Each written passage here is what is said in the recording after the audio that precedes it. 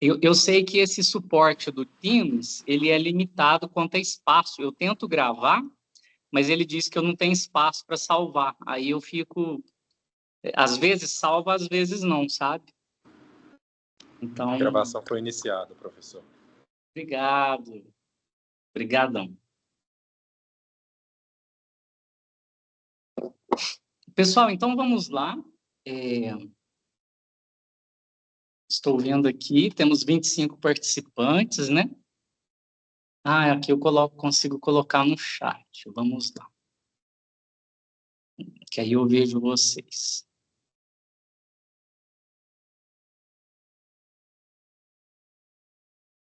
Ok. Pessoal, meu nome é Júlio, eu sou professor da Universidade do Estado de Minas Gerais, atuo há bastante tempo, acho que uns 10 anos ou mais, já perdi as contas. Estamos, vamos dizer assim, muito felizes com essa primeira turma, né, de Letras Libras, e vocês também têm um significado simbólico e histórico por iniciarem um curso que vai se solidificando aos poucos, que começa de forma a nos colocar muitas questões de início, mas essas questões vão sendo sanadas, porque é a primeira turma, né? E a UENG é uma instituição muito longeva, muito sólida, que tem os seus cursos muito fortes, né? Que insere muitos profissionais no mercado. Então, com absoluta certeza, esse curso de Letras Libras tende a se fortalecer a cada ano, a cada turma, a cada intempérie que aparece, né? Então, não sei se vocês já participaram de outras aulas comigo, acredito que sim, né? Mas, caso não, vão me conhecer hoje com essa disciplina de Teoria da Literatura 1. Alguém quer dizer alguma coisa de início? Fiquem à vontade, tá? Vou só colocar esse celular aqui um pouco mais alto. A minha imagem tá boa para vocês, gente? Vocês conseguem me ver bem? Alguém diga no chat, diga aqui. Tá normal. Perfeito, perfeito. Boa noite. Boa noite. A imagem do Isaac está congelando um pouco para mim, assim, mas pode ser uma questão só minha aqui, né? Para mim também. Tá congelando. Tá congelando. Eu não entendo dessas coisas muito não, viu, Isaac? Isso aí deve ser... Eu não sei... Talvez o sinal... Talvez a internet, só um minutinho. Tá tranquilo. Nós já tivemos aula com você, professor Júlio. Tá, maravilha, então. Eu acho que foi a introdução de estudos literários, não foi? E língua portuguesa 1. Perfeito, perfeito. Pessoal, eu vou dando início, então, tá? Eu acho que eu vou esperar um pouquinho o Isaac entrar de novo. Acho que é importante. Basicamente, essa disciplina faz um diálogo muito grande com aquela primeira disciplina de introdução aos estudos literários. Agora eu apresento mais alguns elementos e tal.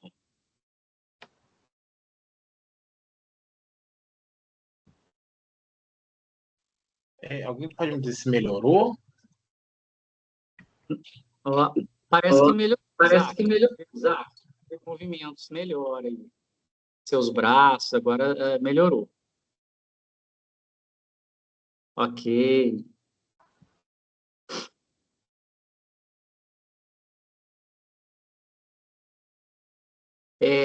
Pessoal, então vamos lá. A disciplina de hoje, então, é Teoria da Literatura 1, tá? É uma disciplina que, modéstia à parte, eu gosto demais, porque tudo que relacionado a livros, a leitura, é uma coisa que faz parte da minha vida, e eu espero que faça parte da vida de vocês também, tá? A questão inicial é a seguinte: né? O que é literatura? Vamos falar sobre isso. Literatura, o que que é? Como que eu defino? Como que eu estudo? Porque a disciplina se chama Teoria da Literatura. Tá, mas o que é literatura? Né? Literatura, a princípio, é uma palavra muito vaga, né, gente? É difícil delimitar o que é literatura. Às vezes fala literatura, tem gente que lembra de obras clássicas, Machado de Assis, Cecília Meirelles, né, Oswald de Andrade, lembra de poesia. Outras pessoas não. Por exemplo, existe no nosso dia a dia a literatura feminina, já é por tema, né? Literatura do direito, literatura política, literatura escolar.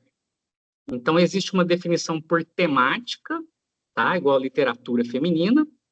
Existe uma definição de conjunto de obras de um país, por exemplo, literatura brasileira, literatura inglesa, literatura espanhola, literatura francesa, que é um conjunto de obras que se publica em determinado país, tá? Então, existem essas nomenclaturas, várias definições. Daqui a pouco eu vou falar a definição que eu gosto, né? Então, vamos dizer assim, o primeiro pressuposto não temos uma definição que esgota o conceito de literatura, não temos. A gente tem alguns usos do termo literatura. Por exemplo, número 1, o conceito de literatura ligado a um período histórico. Literatura do século XV, literatura do feudalismo, literatura do ano tal. Esse é um tipo de conceito, ligado a conceito histórico, um tipo de definição. Segundo, ligado a conjunto de obras de um país, literatura japonesa, literatura francesa, tá? E terceiro, dentre muitos, tá, gente? Não são só 3. A gente tem o uso da literatura associado a alguma coisa bela, alguma coisa linda de se olhar, uma escrita bem que sai do tradicional do dizer. Por exemplo, eu posso falar, o Júlio está falando neste momento na aula, ponto. Agora eu vou dizer isso de forma literária. Na aula, neste momento, Júlio está falando, empoderando-se do seu saber, com focos em uma futuridade brilhante, ponto. Tá vendo que ficou rebuscado? Eu usei palavras pouco usuais no dia a dia. Então, eu literalizei a minha frase, certo? Então, esse é uma terceira definição de literatura. Tornar uma escrita esteticamente bela, tornar uma escrita chamativa. Eu mexo na escrita de modo que chama atenção, incomoda no sentido bom. Nossa, olha o que virou o Júlio está aqui dizendo, virou o Júlio neste momento com seus sonhos, está buscando uma perspectiva futura de enaltecimento da sociedade e tal. Eu consigo rebuscar e embelezar o meu dizer. Essa é uma definição de literatura, tá? E a gente pode também definir a literatura enquanto algo que se torna imortal. Esse é um conceito que eu gosto. Shakespeare, vamos falar de Shakespeare. Você lê uma obra de Shakespeare, Romeu e Julieta, que eu gosto muito, você fala assim, uau. Ao final do livro você fala assim, meu Deus, o que é isso? Que livro que mexe com a gente. Você ainda vai ficar meses pensando no livro. Você já acabou de ler, mas você fica meses pensando no livro. E aquele livro, que é só um pedaço de papel, ele te toca tão profundamente que você muda o seu ser após uma leitura. Eu era o Júlio antes do livro e eu sou um outro Júlio após esse livro. Então, esse livro, e as outras pessoas têm esse sentido também, de modo que esse livro nunca morre, ele é imortal. Significa que há séculos atrás alguém leu e se transformou, e daqui não sei quantos séculos no futuro alguém vai ler e vai se transformar. O livro não morre, ele é tão potente que ele não consegue morrer. Tá? Se você manda um e-mail hoje, seu e-mail morre, ele cai no esquecimento. Agora, se você escrever algo que é tão poderoso, tão forte, isso tende a ultrapassar gerações, meses, anos. É um conceito de literatura que eu gosto. Um dos meus livros preferidos é O Pequeno Príncipe. O Pequeno Príncipe, você lê ele na infância, você fala, nossa, que coisa forte, que coisa que mexe, o Pequeno Príncipe faz você pensar a sua vida inteira de novo. Para que você nasceu, o que você está fazendo no mundo, né? Poxa, é um livro, pensa, é um livro bobinho, de um menino que veio para a Terra, ele era de outro universo, mas o tipo de pergunta que esse menino faz, a experiência que ele vive, na busca, né, tipo assim, perguntando coisas sobre o amor dele, que ele deixou longe, e a rosa dele, que era o amor dele, era uma pessoa muito grossa, ríspida, e ele amava, ele cuidava dessa rosa. Aí ele foi fazer amizade com quem? Com alguém que era muito suspeito, uma cobra, mas era quem aconselhava ele, né? Então você lê O Pequeno Príncipe, você formata a sua vida, o que eu estou fazendo no mundo, né? Que eu considero problema de verdade? Às vezes o que eu acho problema não é problema, meu problema são outros, né? O que eu espero, né? O que é o poder de um amor? O que é alguém sem amor no mundo? O que você veio fazer no mundo? Aí o Pequeno Príncipe visita planetas, né? E a gente vai vendo categorias humanas nesses planetas. Tem o planeta do bêbado, tem o planeta do rei. Quer dizer, o rei é aquele que tem que ter alguém para aplaudir ele, né? E a gente vai entendendo, interpretando o mundo através dos planetinhos que o Pequeno Príncipe vai. E um livro desse, bobinho, infanto-juvenil, tem um poder colossal de fazer gerações repensarem suas vidas. Isso é um clássico, tá? Ele tem um poder impactante na sociedade. É um livro que não morre. Daqui a 1000 anos alguém está lendo um livro desse. Tudo bem esse início, pessoal? Eu vou falar de alguns conceitos aqui próprios da literatura, tá? Só para a gente ir entendendo, porque estamos falando, na verdade, do fenômeno de leitura, tá, gente? O fenômeno de ler. Aí você fala, Júlio, então literatura é ler livros? O que vocês acham dessa pergunta? Literatura é ler livros? Sim e não. Literatura é um tanto de coisa. Literatura vamos dizer assim, alguma coisa forte que há em alguma superfície de papel ou não papel que mexe com a gente, tá? Nesse momento específico, eu não vou me preocupar em definir o que é literatura, porque eu acho que é uma tarefa vã e que perde toda a graça, porque a literatura é algo do âmbito do sentir, e pouco do âmbito de tentar definir, sabe? Definir literatura seria tentar separar, vamos dizer assim, o café do leite. Você pôs o café no leite, acabou, né? Então, a gente tem coisas misturadas aí que não dá para definir bem o que é literatura. Dá para a gente ter uma ideia, tá? Mas vamos falar de livros nesse momento? Vamos falar de livros, tá? Patrícia, fica à vontade, pode falar. Você levantou a mão.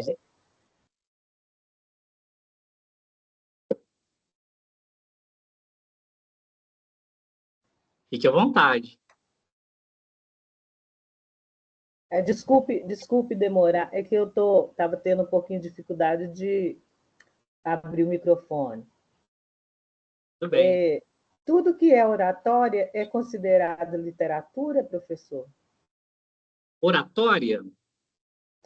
Tipo assim, se eu fizer, igual você falou, se eu quiser tornar uma história mais bonita, aí eu fico imaginando na época em que as pessoas não escreviam, né? Aí juntava um grupinho e uma pessoa ia contar uma história ali. Essa oratória pode ser considerada já a literatura ou é outra coisa? Excelente a sua pergunta, Patrícia. Obrigado por ela. A gente tem a literatura de cordel, que é cantada, que é rimada, que é poética. Não necessariamente ela foi para o livro primeiro, porque as pessoas muitas delas são não escrevem, né? Eu não gosto da palavra analfabeto, né? Porque parece que a pessoa está num nível zero. Mas muitas pessoas não escreviam, mas cantavam, diziam. Tá? Então, de fato, os contos de fadas eles eram contados antes dos irmãos Grimm, do Charles Perrault e etc., né? Jacob e etc. Então, é literatura, porque se tem esse poder de mexer com a gente, ser imortal, é literatura. É justamente por ser imortal que vai para o livro. Mas o livro parece que é um momento, não necessariamente é inicial, tá? Então, de fato, se estamos diante de alguma coisa forte, que mexe com a humanidade, com a sociedade, que reconfigura a sociedade, que faz a gente pensar quem sou eu, para que eu estou no mundo, né? O que eu estou fazendo aqui?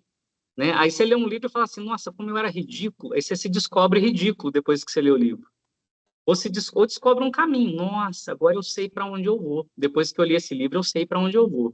Então, se o livro tem esse poder de mexer na sua vida e na vida de outros, e você percebe que é algo assim que não morre, né? Não vai morrer amanhã nem depois, é uma literatura. É algo que a gente vai chamar de literário. Eu vou, para início, para essa aula, eu vou sinonimizar, eu vou dar como equivalente a palavra literatura e algo importante. Então, literatura é o que é importante. Você tem um tanto de papel na sua mesa nesse momento, mas diante desses 100 papéis, um deles é importante, um deles você lê e gosta, mexe com você. Você quer ler de novo, aí você lê 10 vezes e não tá bom, eu tenho que ler de novo, né? Assim, ele mexe comigo, ele me chama esse livro, esse papel. Esse papel, então, é literatura, tá? Então, a retórica não é exatamente a palavra, eu diria assim, gêneros orais, por exemplo, narrativas orais, né? Igual os contos de fadas eram contados, igual a gente tem os cânticos de amor, né? Ali da França, do sul da França, cantiga de amigo é considerado uma literatura, e era cantiga. Eles tocavam com cerveja, com violão, né? E é uma literatura.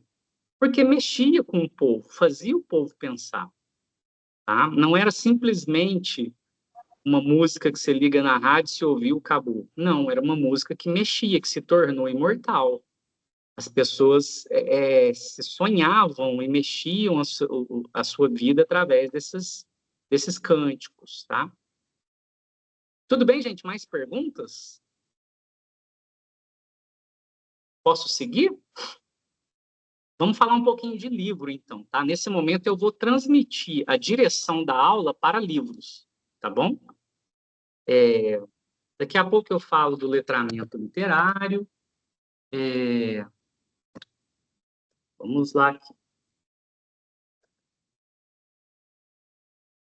Isso aí é uma citação, tá, gente? Só para mostrar. E fala assim, Júlio, mas como que uma coisa se torna imortal? Como a sociedade faz com que o livro se tornem imortais? Vou dar um exemplo. Tem um livro que é muito interessante, eu e a minha noiva gostamos muito, que chama Morro dos Ventos Uivantes. Quando a Emily Brontë escreveu esse livro, a crítica detonou esse livro. A crítica literária da época, os críticos, né, aquelas pessoas entendidas da alta literatura e das letras, detonaram esse livro, falaram que era horrível. Um dos críticos diz assim, nossa, ainda bem que esse livro vai passar, ainda bem que ninguém vai ler esse livro. Moral da história, o livro é imortal, o livro vende até hoje, o livro é um clássico, não morre. E veja que um crítico da época falou assim, ainda bem que esse livro vai desaparecer, que ninguém mais vai ler. Aí você fala assim, poxa, o cara era crítico. Tá vendo que os homens não têm o poder de tornar um livro clássico? Isso é interessante, né, gente? A gente não tem esse poder. Nenhum político, nenhum presidente, nenhum rei tem o poder de tornar um livro clássico. O livro clássico, você pode ler e detestar ele, né? Mas por algum motivo ele não morre, sabe? Por algum motivo ele sobrevive. E não só sobrevive, ele incomoda as pessoas de uma forma que muda as pessoas. E isso está para além de pessoas que criticam, tá? Então, essa citação do Eagleton, depois vocês podem ler enquanto eu estou falando, dar pausa no vídeo, ler e perceber que não tem a ver só com o livro ser belo, ter palavras bonitas, não. Muitas vezes tem que ser considerado um tipo de beleza ali que é próprio da época. E se às vezes não tem um tipo de beleza próprio da época, as pessoas vão chutar esse livro, mas ele não vai morrer, porque sempre que alguém vá até ele ler, alguém vai ser tocado, e quando alguém é tocado, alguém não deixa esse livro morrer. Passa para outra pessoa, que passa para outra, que dá de presente, que manda por e-mail, que tal, e o livro não morre, né? Antigamente era diferente, né? Se não tinha o livro impresso, contava-se para outra pessoa, eram os contos de fadas. Então, contava-se a história dos três porquinhos, né, com outras vertentes, e isso foi se tornando imortal, porque era a história dos três porquinhos, é a história da pessoa humana. A pessoa humana, ela é fraca, ela é mais ou menos fraca e ela é forte. Tem dia que que o problema, que é o lobo, só cutuca você é igual o coelhinho da casa, o porquinho da casa de palha, você some, você morre. Tem dia que você está mais forte, você resiste um pouco e cai. E tem dia que você é o Superman e a Mulher Maravilha. O problema pode soprar a sua porta, bater e você está firmão lá, nada te derruba. Não tem morte que te derruba, não tem doença, não tem intempérie, não tem notícia ruim, você está firme. Né, os três porquinhos. Então as pessoas foram lendo isso e falaram, poxa, que legal, né? A gente é meio que os três porquinhos ao mesmo tempo. E isso foi passando de um para o outro, foi passando para as crianças, para elas resistirem, serem fortes, né? E nunca mais morreu esse conto. Ele difundiu, nunca mais morreu. Claro que aí, um parênteses, né? Depois vem a Disney e inventou aquela coisa de trabalho, tem que trabalhar. A palavra trabalho nem aparece no original, né? Mas mudou muito o conto. Mas, enfim, ele tornou clássico por outros motivos. Tranquilo? Posso progredir, gente? Agora eu vou falar um pouco de conceitos da teoria da literatura, tá, gente? Conceitos, tá? Eu vou tentar fazer a aula não ser muito teórica, gelada e chata. Eu vou tentar otimizar essas coisas, tá? Vamos lá, vamos falar de literariedade, que é parente do termo literatura. O que é literatura? O que tem literariedade, tá? O que é um homem? É o que tem humanidade. Tá? O que é literatura? O que tem literariedade. Então, tá. A gente tem aí 4 elementos nesse desenho, tá? Eu falei do homem, mas eu acho que é um termo tão insuficiente atualmente, porque não contempla a palavra mulher também, né? A palavra humanidade já tem... É a essência dos dois, né? Mas seria melhor. Mas a gente ainda tem um problema. Isso aqui é uma nota de rodapé. É só um comentário. Meus queridos, veja aí, meus queridos e minhas queridas, temos 3 elementos para se fundar uma literariedade. Existe o mundo real. O que é o mundo real? É o que você está fazendo aí na tua casa nesse momento, que isso é realidade. Você pode estar com fome, com frio, você pode estar nervoso, você pode estar pensando nas suas contas, você pode estar iludido de amor, né? Você pode estar tomando uma cervejinha, sei lá, etc, etc. É o seu mundo real, tá? O escritor, ele está de olho nesse mundo real. Ele está de olho. Ele tenta escrever um pouco desse mundo real. Por exemplo, o mundo real nesse momento é o Júlio falando de cá e você ouvindo e participando daí. Isso é o mundo real. O escritor vai olhar para esse mundo real, eu falando daqui, você escutando daí, e vai inventar uma ficção. É um conceito novo, uma ficção. O que o escritor vai fazer? Ele vai criar uma história em cima dessa realidade. Então, daqui a pouco ele vai falar... Se for uma história de comédia, o escritor vai falar que o Júlio tropeçou, não sei o quê, soltou um pum, saiu correndo, levantou, estava de calção. Ele vai fazer o leitor dele rir. Se for uma história de terror, o escritor vai olhar para esse mundo real do Júlio falando e você escutando, e ele vai inventar uma coisa assim, olha, começou a chover, e começou a cair trovões aqui nessa aula nossa. De repente, acabou a força. Bum, Júlio no escuro. E, de repente, o Júlio olha um olhinho lá na janela, assim, aí entra uma música, entendeu? O escritor, ele tenta criar uma ficção baseado na realidade, certo?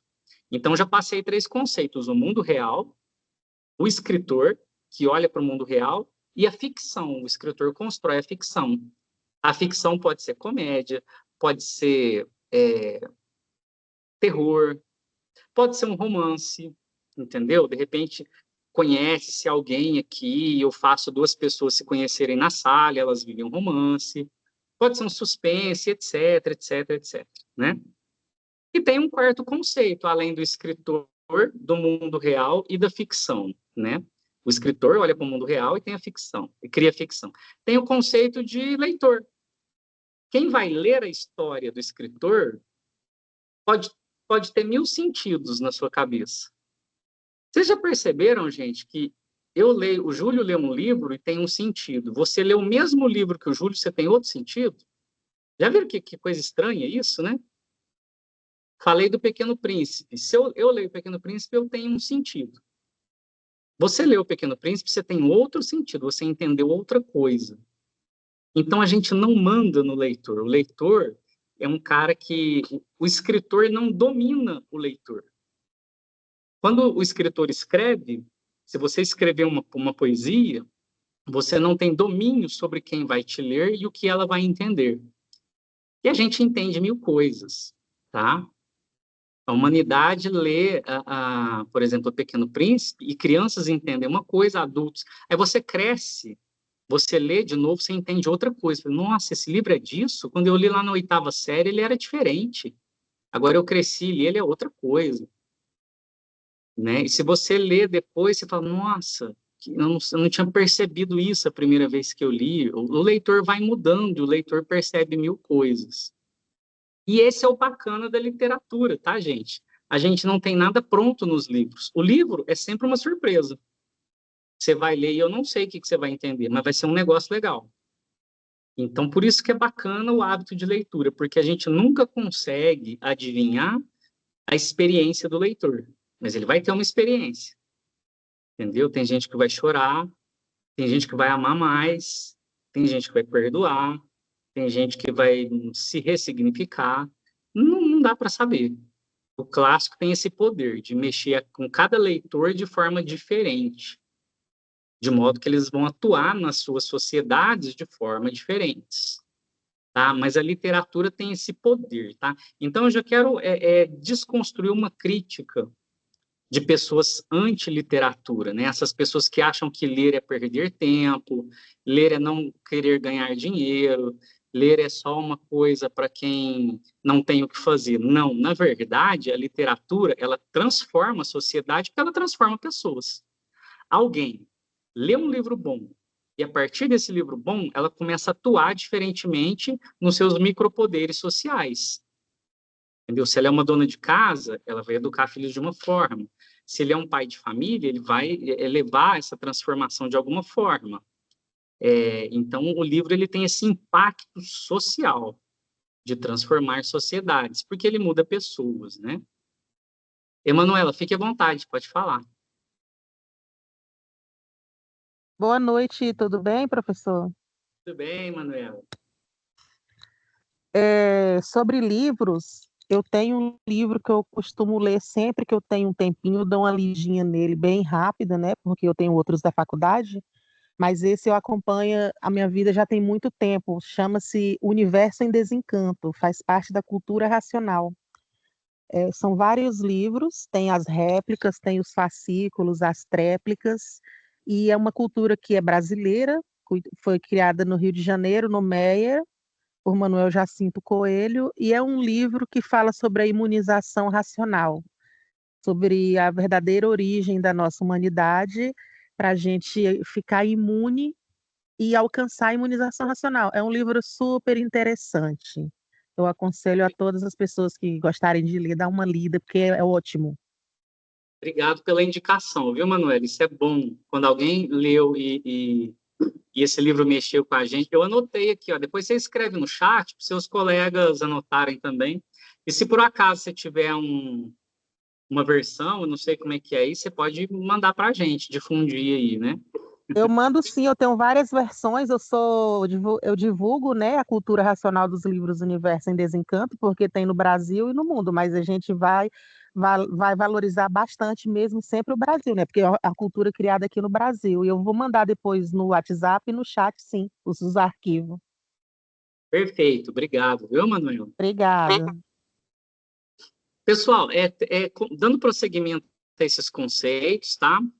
Eu não sei se tem pessoas que já sabem desses conceitos, mas eu tenho que falar deles nessa disciplina de teoria da literatura, tá bom? O mundo real, o escritor, a ficção e o leitor. Falei nesse slide aqui. Passo agora a exemplificar isso. Por exemplo, aqui, esse slide especificamente ele não é meu, é de outro professor, tá? Mas eu achei legal, eu printei. A gente tem um recorte de um mundo real, que tem um homem e uma mulher em uma pose quase que para se dar um beijo, tem uma lua lá atrás, então tem uma construção que, a princípio, sugere romance, vocês concordam? E o mar ali, o mar todo lindo, né? O mar já é lindo, a lua daquele tamanhão, né? Então, o mundo real é aquilo ali, é um casal, teoricamente, hipoteticamente, namorando na beira do mar ali, né? Mas a gente nunca sabe o que está rolando nesse mundo real, não dá para saber. Ele pode estar falando assim, nossa, e agora, né? O que eu vou fazer ali para... eu vou viajar, não sei o quê, e ela fala, não, não é para falar nada, não. A gente não sabe o que se de fato está rolando um romance, é o mundo real. O escritor vem e constrói um romance sobre essa coisa real. Aí o escritor vem, olha, nessa cena real, eu quero transmitir ternura, amor, alguma coisa com cenário mágico. Aí o escritor cria um mundo ficcional. Olha lá o mundo, ele cria um universo, assim, maravilhoso, né? O universo maravilhoso do mundo romântico, desse escritor aí, dessas imagens, não tem que pagar conta, não tem dor no joelho, não tem dor de cabeça, não tem febre, ninguém está com fome, é um mundo perfeitinho, né? Perfeito. O escritor quis, para esse momento, criar um romance em um mundo ficcional que é lindo, maravilhoso, tá? Aí ele cria esse mundo maravilhoso que vocês estão vendo aí. Ele faz isso. Aí vai você que é o leitor, você vai ler e você vai ter um sentido sobre isso. Nossa, que coisa chata, não suporto. O outro, nossa, que coisa maravilhosa, adorei, quero ler de novo, tá? Então, o escritor tem essa habilidade de bater o olho em alguma coisa real e transformá-la naquilo que ele quer. Tem um escritor que eu gosto muito, o Stephen King, ele escreve terror, né? E ele diz no prefácio de um dos seus livros que ele fala assim, olha, tipo assim, eu me dei bem na vida porque eu consigo transformar qualquer situação real em terror. Impressionante essa frase dele, né? Eu consigo fazer qualquer situação ser terror. Aí, ele fala, um cachorro largado, ele constrói uma história de terror, né? Alguém preso numa cabana, ele constrói terror. É incrível que qualquer coisa, qualquer recorte do mundo real, ele consegue escrever em formato terror. Ele traduz o mundo em terror. Tem gente que traduz o mundo para comédia, traduz o mundo para romance, traduz o mundo para suspense, para policial. Os escritores têm esse dom, né? E o conceito de escritor, pessoal, ele se repagina na atualidade. O escritor pode ser o roteirista, pode ser o diretor, pode ser o produtor, né? A gente pode estar falando de séries aqui, tá? Então, o escritor pega algo uma série atual, por exemplo, a minissérie do Ney Matogrosso. O diretor olha para aquele mundo real da vida de uma pessoa e constrói, traduz a vida daquela pessoa em uma vida de drama, em um filme de drama, uma minissérie de drama, uma minissérie que valoriza o personagem, né?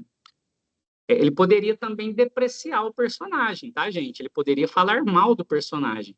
Mas não, nessa série o diretor quis homenagear o personagem, tá? O que significa que não é a única faceta da realidade, mas a literatura não tem compromisso em mostrar verdades. Pronto, o Júlio falou outra coisa aqui. A literatura não quer mostrar verdades, tá? Ela quer fazer outras coisas, ela quer te seduzir. A literatura pretende te seduzir. Verdade é outra coisa. Verdade é investigação histórica, investigação filológica, investigação antropológica, entendeu? Investigação de todas as museológica e etc, etc. A literatura não. A literatura ela pretende seduzir você, tocar o seu coração com uma certa beleza. Então, alguém que na vida real é mau, por exemplo, pega o filme La Casa de Papel, aquela série, né? Meu, os caras estão assaltando banco. Eticamente, moralmente, isso é, na doxa popular, no pensamento coletivo popular, isso é desprezível. Você roubar. Na doxa popular, você tem que trabalhar, tá? No pensamento popular. Mas o diretor pegou esse mundo real de alguém que assalta e transformou eles em heróis. Então, não necessariamente a literatura fala verdades, assim, né? Ele pegou o ladrão, né, que é, no dicionário, aquele que rouba dinheiro, ele pegou o ladrão e transformou em protagonista, herói. Ainda colocou pitadas de justiça ali, né? Sendo aplaudidos e tal. Então, o escritor barra diretor pode reverter quadros da realidade. Pessoas ruins, moralmente, ele pode tratá-las como boas e vice-versa, tá? Tudo bem até aqui, gente? Acredito que eu não estou falando de novidades nenhuma, não, tá? Deixa eu falar de outros dois conceitos da teoria da literatura, o texto não literário e o texto literário. Tá pequenininho ali, mas não sei se vocês conseguem ler embaixo das figuras. Se não conseguir, eu vou ler, tá, gente? Embaixo da primeira figura do mundo real, eu tenho o texto não literário. O que é o texto não literário? Ele não tem compromisso com a beleza, ele tem compromisso com a informação. Vou te dar uma informação, igual te passar um zap, te passar um e-mail, tá? Te dar um recado. O texto não literário não quer nada com a beleza, com a estética, com a sedução, ele quer te dar uma informação. Então, a informação aí dessa imagem é o seguinte, o texto não literário, que só informa. Uma noite de lua cheia, um casal abraçado à beira do mar. Ponto final. É isso. Tá vendo que eu não coloquei sentimento nenhum nas minhas palavras? É uma noite aí, isso aí é uma noite de lua cheia, tem um casal aí abraçado à beira do mar. Pronto. Eu fiz um texto não literário, meramente frio, informacional e sem sentimentos. Quando você vê um recado numa sala de aula, por favor, feche as janelas, ponto. Isso é um texto não literário. Não tem sentimento, não tem nada, tá? Agora, vamos passar para o texto literário. O escritor olha essa informação aqui, de um casal abraçado, e ele constrói um texto cheio de sentimento, que escorre sentimento, né? Ele não está nem aí para a informação, ele quer te seduzir. Veja se você consegue ser seduzido com esse escrito aí do escritor, o texto literário. Os raios do sol por entre as nuvens se abraçando, refletindo um misto de cores lindas e embriagante, da natureza, embriagante, né? Acho que faltou um ali. Da natureza que estava namorando, nuvens se olhando, até as ondas estavam se amando. E naquele clima, nós também estávamos ando um ao outro. Tá vendo que, mesmo que você não entenda direito, tem algo de ser belo, tem algo de dizer esse mundo real de forma sedutora, né? Colocando sentimentos. Eu não estou nem aí com a verdade, mas eu quero seduzir você, leitor. Eu quero que você ache isso lindo. Então, eu coloco até figuras de linguagens conotativas, que não têm um sentido real. Por exemplo, assim, olha lá, as ondas estavam se amando. A onda não ama uma outra. Isso é uma prosopopeia, estou dando características humanas a objetos inanimados, né? A onda não ama. Mas eu falei para te seduzir, que olha, tinha tanto amor nessa cena, que até as ondas estavam se amando, né?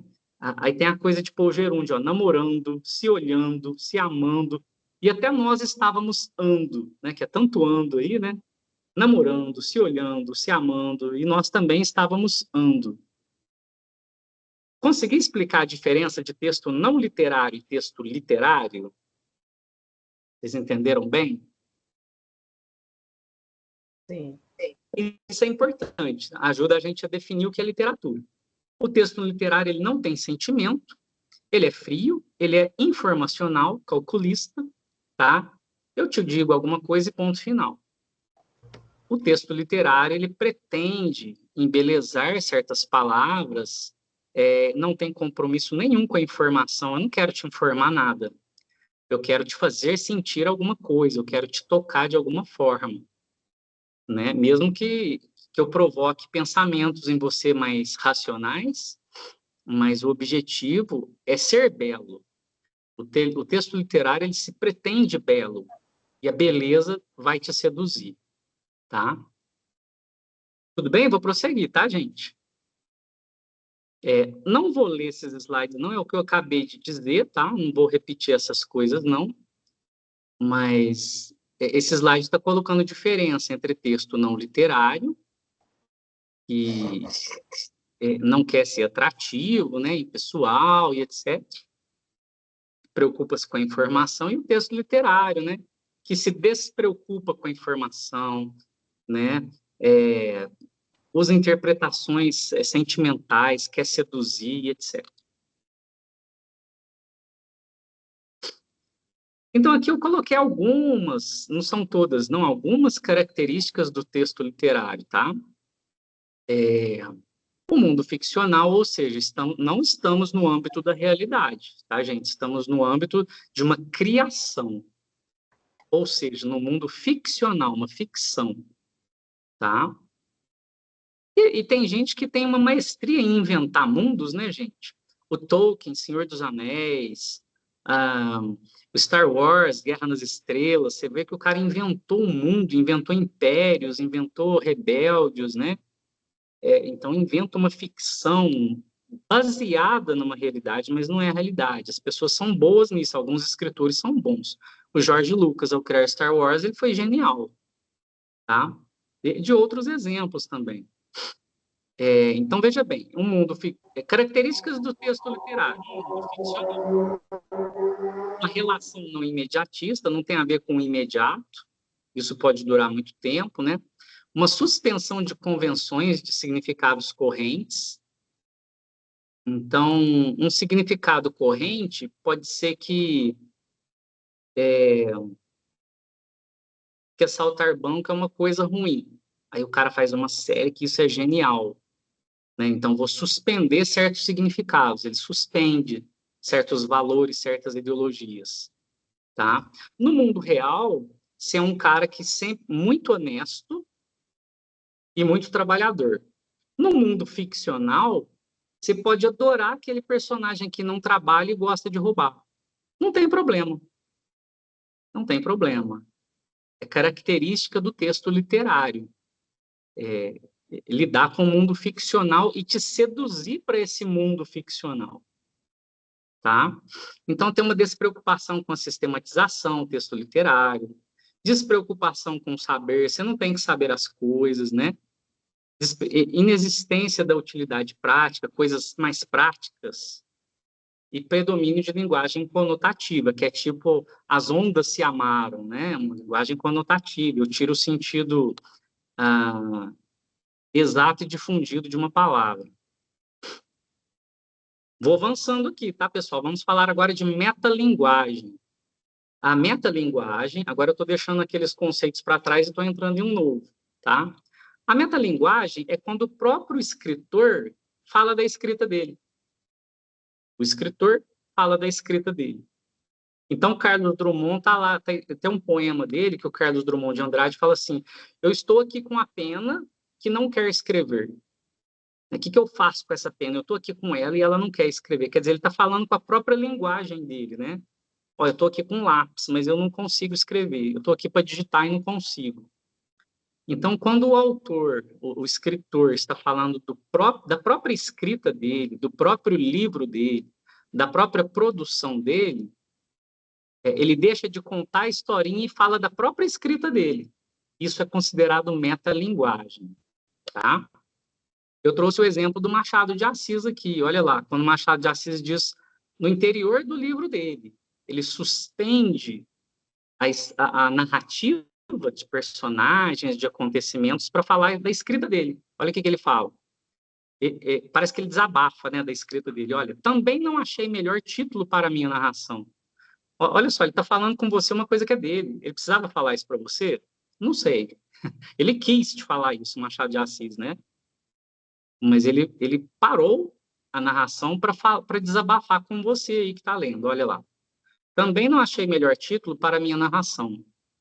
Se não tiver outro daqui, até o fim do meu livro, vai ser esse mesmo, tá vendo? O meu poeta do trem ficará sabendo, não lhe guardo rancor. E com um pequeno esforço, sendo o título seu, poderá cuidar que a obra é sua. Há livros que apenas terão isso de seus autores, alguns nem tanto.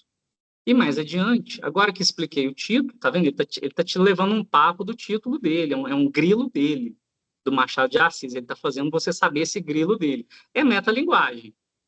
Quando você fala com o seu leitor da sua escrita.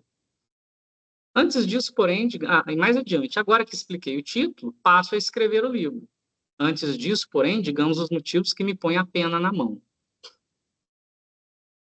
Interessante, né? O Machado de Assis, que é emblemático, vocês já têm que saber disso no curso de letras, ele é muito emblemático na literatura brasileira, recém-descoberto, eu diria, porque Machado de Assis era negro, mas ele foi vendido nos livros enquanto um autor branco por muito tempo, então agora é resgatado toda uma história e todo um valor, e é um plot twist, uma reviravolta na história da literatura brasileira que até então a gente desconsiderava, tá? Que a gente quebra aquele rótulo de que famosos escritores são brancos. Não, o nosso maior expoente, ou tido como um dos maiores, era negro. Tá? Mas foi muita história e muita demora até que se assumisse isso, porque eu acredito que já sabíamos, né?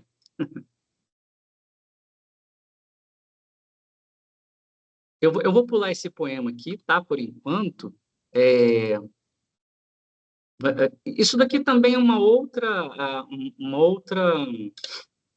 outros conceitos que é bom a gente ver em teoria da literatura, tá? Uma estrutura da narrativa ficcional, estrutura do texto narrativo, tá? Ficcional que não existe, o cara inventou. Então, existe uma certa estrutura. Ah, Júlio, mas eu vi um filme que é diferente. Sim, pessoal, essa não é a única estrutura. Ela não é a única estrutura. É uma das, tá? Eu já vou falar de transgressões dessa estrutura, mas, basicamente, narrativas seguem uma certa estrutura, tá? Elas não são bagunçadas. O autor, o escritor faz uma certa organização. Vamos ver, ó, tá pequenininho aí, mas tenta me acompanhar. O primeiro quadrinho é situação inicial. Todo filme, é muito difícil você discordar comigo que todo filme, toda obra, todo conto, qual gênero for, toda história tem uma situação inicial, é ou não é verdade? Ah, pode até começar com uma cena de fim, beleza, mas depois volta a situação inicial, onde as pessoas se conhecem, onde se apresenta a cidade, onde se passa, onde se apresenta o início da relação do casalzinho que vai tratar daqui a pouco, é a situação inicial, que muitos autores chamam de equilíbrio. Não que estava equilibrado, é uma coisa inicial, tá? Eu não gosto da palavra equilíbrio, não, que parece que estava tudo dando certo, e às vezes já estava dando errado no começo da história. Por exemplo, você pega o livro 1984, ele já começa num desequilíbrio total, numa deturpação social hedionda, né? Numa exploração ali gigantesca. Então, já começa num desequilíbrio na situação inicial. Mas, enfim, nós vamos chamar de situação inicial. A partir dessa situação inicial, é comum que os escritores... Eu estou dando aula de escrita agora, viu, gente, nesse slide. Se você quiser escrever, esse slide vai te ajudar muito, se você quiser ser escritor. Depois da situação inicial, que você apresenta personagens, lugares, aparece uma complicação, tá? Uma certa complicação. Então, você pega o livro da saga Crepúsculo, em que apresenta a situação inicial dos personagens, ela mudou de cidade, apresenta os colegas, tem um colega dela que é meio retirado e meio, vamos dizer assim, com áreas de obscuridade, né, de mistério. Aí tem uma complicação. A complicação pode ser o fato dela começar a gostar dele, começar a se envolver, começar a entrar na vida dele, e o cara se resistir um pouco. né? E essa complicação tende a aumentar. Geralmente, qualquer livro for, aparece uma complicação, a complicação tende a aumentar. E a depender do seu talento para aumentar a complicação, o livro fica mais interessante. Então, se tem uma mocinha, que é a Bella, que tenta entrar na vida do Edward, se o autor e a autora, no caso, é muito boa em aumentar, em efervescer essa complicação, o livro fica melhor. Tá? Se no Star Wars a gente tem a guerra entre os Jedi e o Império, que é uma complicação ali, se o autor consegue fazer dar atenção a essa complicação, a obra fica mais interessante. Porque a verdade é uma só, viu, gente? Vocês desculpem a franqueza, mas ao ler livros, a gente quer uma treta, a gente quer problemas. A gente não quer problemas na vida real, mas ao ler livros, a gente quer problemas e quer ver como que as pessoas se saem com esses problemas, se é que elas saem. Então é impressionante isso. Na vida real, a gente quer solução. Na literatura, a gente quer problema, a gente quer treta, a gente quer complicações, a gente quer pessoas ficando doidas, né? Pessoas doidas de amor e não saber o que fazer. É isso que a gente quer num livro. Porque ninguém vai consumir, isso é historicamente comprovado, pessoal, livros que são retilíneos, que a situação inicial se mantém, não tem complicação, não tem clímax, tipo assim, ó, nasceu, comeu, foi dormir, nasceu, comeu, foi dormir, trabalhou, foi dormir, trabalhou, foi dormir, acabou o livro. É um livro chato, tá? Então, o que coloca um livro como um livro interessante é a explosão dos problemas. Você pega um livro que é recente, que eu adoro, foi uma das minhas leituras recentes, que é o Torto Arado.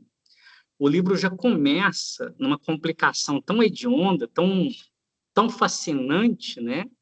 Que é duas irmãs se machucando com uma faca.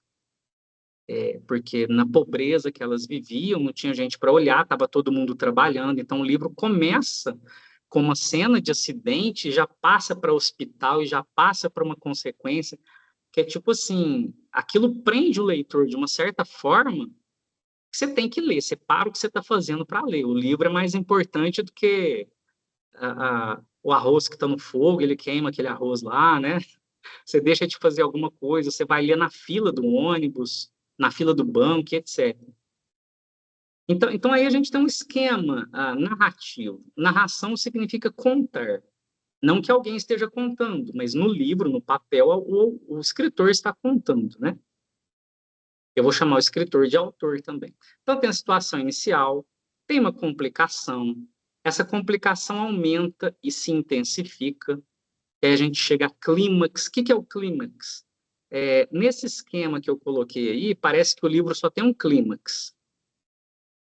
Nas novelas, às vezes é quando morre alguém, no filme é quando alguma coisa inesperada lá, parece, nossa, aqui é o máximo, né? Mas às vezes o livro tem um tanto de clímax. Sabe? Então, o livro é tão tenso que tem um tanto de clímax. E aí a gente pode perceber que o livro vai andando, a narrativa vai andando, não precisa ser só livro, pode ser uma série televisiva, de streaming, vai chegando àquilo que a gente chama de resolução, as coisas vão se resolvendo. Então esse aqui muda de cidade, esse aqui arruma outro relacionamento, esse aqui arruma outro emprego, né? Ou senão não tem resolução. O livro é caótico até o fim, tá? Mas a gente tem uma situação final,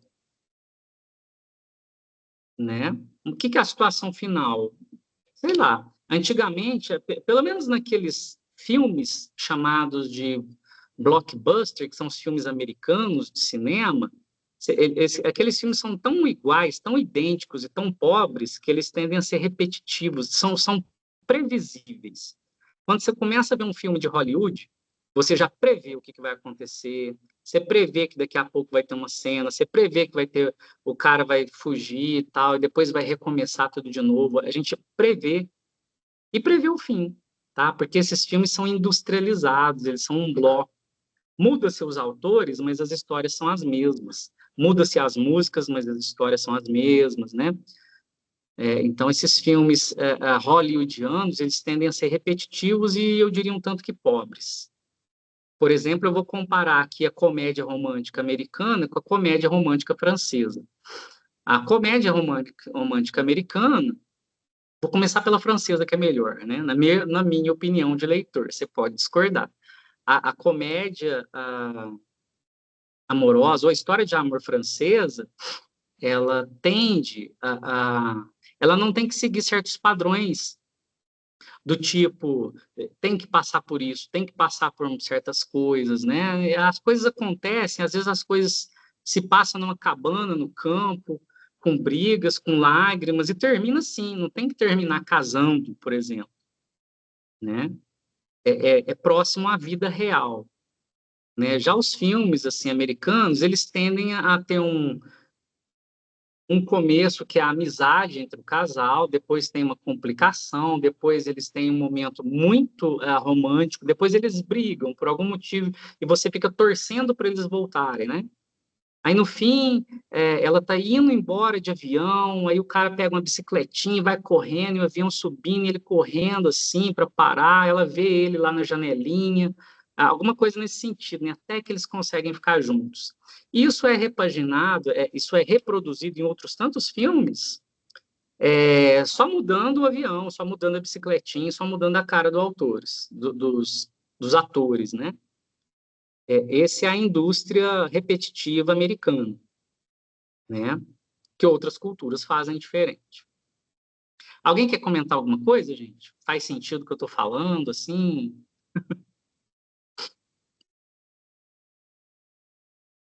Eita, que já é 9 horas, né? Tá engraçado. Engraçado, né? Do jeito que você contou desses filmes, é assim mesmo. É sempre assim, né? Você pega os filmes de comédia romântica na sessão da tarde, eu nem sei se existe sessão da tarde ainda, né? Mas eles são totais repetitivos, né? Um ou outro foge um pouco do esquema padrão do blockbuster, né? Mas as pessoas consomem isso, as pessoas querem ver esse tipo de coisa, mesmo que seja previsível, tá? Então, a questão não é que você tem que buscar algo diferente, não é. Se você quer a repetição, você vai pela repetição. Cada um tem um gosto literário, né? Literário barra televisivo. Queridos, isso daí é meramente para informar, que eu disse nessa aula de teoria literária, dos gêneros literários, tá? Eu havia dito esse quadrinho, inclusive, na outra aula, mas ele está aqui por mero lembrete, tá? Existem os gêneros clássicos e os gêneros modernos. Eu atualizaria, inclusive, os gêneros modernos aí. Porque nos gêneros clássicos a gente tem o épico, o lírio dramático, no moderno temos romance, novela, conto, crônica e poema, né? Aqui são alguns exemplos, olha lá. O lírico é o soneto. Então, quando você lê os Lusíadas, né, totalmente metrificado, dividido, é quase que matemático, quase não é matemático dos Lusíadas, né? É um estilo lírico. Dramático, Shakespeare está aqui, falei dele agora há pouco, né? A tragédia, que é alguma coisa que aconteceu no ao fim. A farsa, né? Que é alguma coisa também. Geralmente o dramático ele é teatral. É importante dizer isso, é alguma coisa do teatro, que é um drama, alguém dramatiza, tá? Alto, você vai lembrar do Alto da Compadecida, tá? E narrativo tem um tanto aí, mas isso aqui é meramente para informar aqueles gêneros chamados assim canônicos, o lírico, o dramático, o narrativo e as suas subdivisões, tá? Evidentemente, o conceito de literatura é tão rico e tão não mensurável que a gente tem muitos outros formatos e gêneros hoje que são considerados para além desse quadrinho, tá? E aqui eu trago uma discussão para vocês. Vamos levar agora tudo isso que eu falei, tudo que eu falei até agora, da literatura, das questões literárias, do escritor, do mundo real, do mundo ficcional, e as impressões do leitor, e o texto não literário, que é aquele, basicamente, que vem num rótulo, né, de garrafa, e aquele literário que quer seduzir você, Agora vamos levar tudo isso para a sala de aula. Vocês serão habilitados professores de literatura. Você pode dar aula de literatura. Como que você daria aula de literatura, gente? Você chegaria numa sala de aula e falou, gente, tá vendo esse livro aqui, ó? Vocês são obrigados a ler esse livro hoje. Que livro que é, professor? Chama-se Dom Casmurro. Ah, professor, é muito difícil, não quero saber, você vai ler. Obrigar o aluno a ler é uma boa estratégia? O que vocês acham, gente? Vocês fariam isso? Obrigaria? O verbo que eu estou usando, obrigar. Você obrigaria um aluno a ler um livro e falaria, vale 5 pontos. Não. Não? O que vocês fariam ao invés disso? Ao invés de obrigar? Porque, veja, eu tenho que fomentar a leitura, eu tenho que fazer com que o meu aluno leia. Se obrigar não é uma estratégia, qual é a estratégia, então? O que você faz? Você tentar, igual você usou a palavra seduzir, né? Fazendo um resumo, sei lá, acho que...